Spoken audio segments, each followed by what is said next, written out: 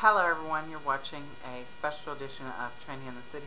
I'm Kennedy Monroe, and today I'm going to be bringing you an excerpt from my column, A Girl's Life on tglife.com.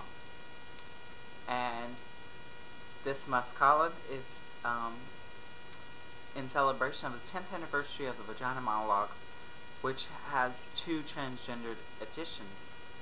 And I felt compelled to write this. When I was sitting down to write my column, I asked God to just let me write it. And this is the first time I ever wrote something that just spilled out, and it barely needed any correction. It was basically complete the minute I stopped writing it. So I feel real close to it, so I wanted to bring it to everybody on YouTube and read it to you from my own words. Here is my own vagina monologue, When My Vagina Speaks. As I lay on that table, looking down at my body, I see these lines drawn where they're going to inject the magical stuff. The stuff that will jumpstart the journey to becoming a woman. They will be giving me the stuff I always dreamed of since I was a little boy, the anatomy of a woman that I could never have. As I lay there, I think to myself about my childhood. I think of all the bad things people used to call me. Fag, queer, cocksucker, homo, and on and on.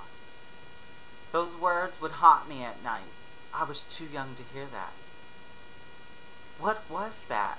I asked myself. That was hate from another human being because they couldn't understand me. Why was I so young and so hated?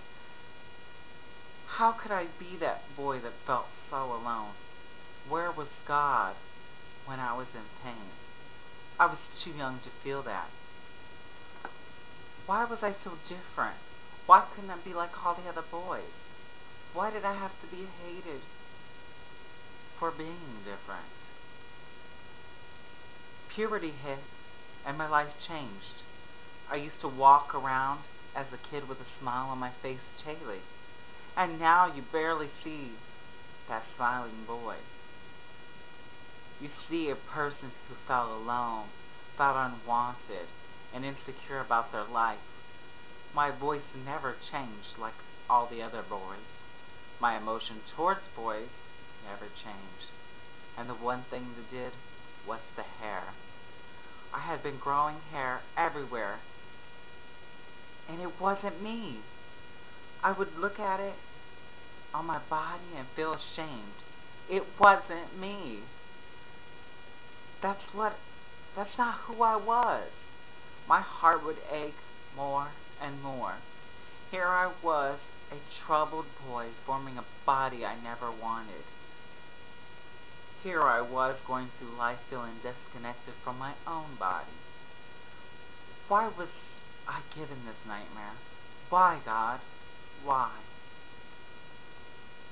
As he sticks one needle in, he fills it with silicone. The pressure is fine at first, but then I feel the burn. I'm awake while he's doing this. I'm watching needles go in and out of my breast. I'm in pain, but as I lay there, I think, was it as painful as living as the wrong identity? Here I was starting to change myself into the person I dreamt of being. Here I was becoming the identity that I felt I was meant for. With each needle helped me ease the pain of a childhood that I could never change. It helped me feel free of the burden I was about to put on my family. What was my father going to think when his oldest son comes home as his oldest daughter? Would he abandon me? Hate me like all the other people did because I was different as a child? Would he see someone that meant nothing to him? Would he stop loving me? Would be embarrassed to love me? Would I break his heart because I was finally being free? They kept pumping more and more into me. As I felt the pain, I felt life enter my world. I felt life enter my soul. I felt like my world was starting to become complete. Laying there on the table, I daydream and start to remember the first time I tried to apply my best friend's makeup to my face.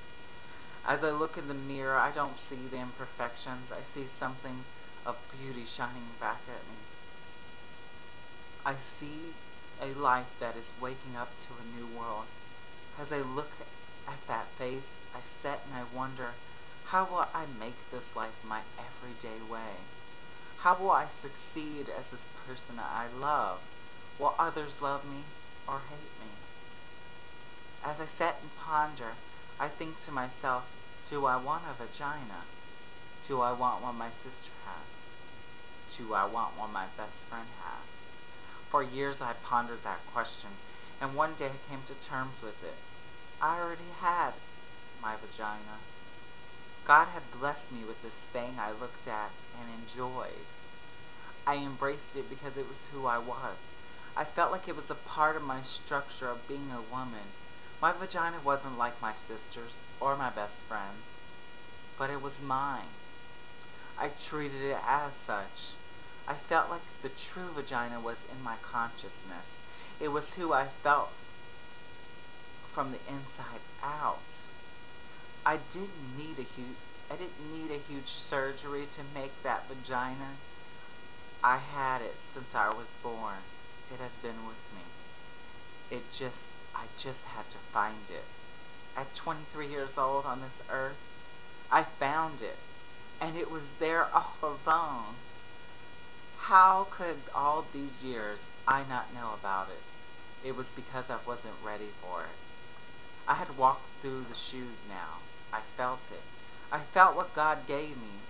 Why alter it with a lot of money I didn't have? Why not embrace it with love? As He kept filling me up, one needle at a time, I looked up to God and told Him, I know I'm doing this all wrong, but please understand that this is what I want. Protect me as I go through this. As I lay in the apartment makeshift doctor's office, I lay there finding my inner vagina, my inner feminine, my inner womanhood. I know we go through life making choices, and at that point in my life, I felt like I was making a choice I had to do. Maybe it was illegal. Maybe I was pumping my body with wrongful toxins, but I was becoming the person I longed to be. I wasn't that boy who felt trapped and alone anymore. I was this girl that felt free to be herself, wasn't scared of what people thought of her. That painful moment on that bed in that apartment was well worth it because it has brought me years of happiness. My vagina talks to me every day. As I look in the mirror, I see something unique. I see a creation of a person that God knew I could handle. I see life that was finally whole. A beautiful creation of what my vagina was meant to be. A transgender woman. Thank you. If you want to read it or be inspired, you can go to tglife.com and look for my column, A Girl's Life. Thank you.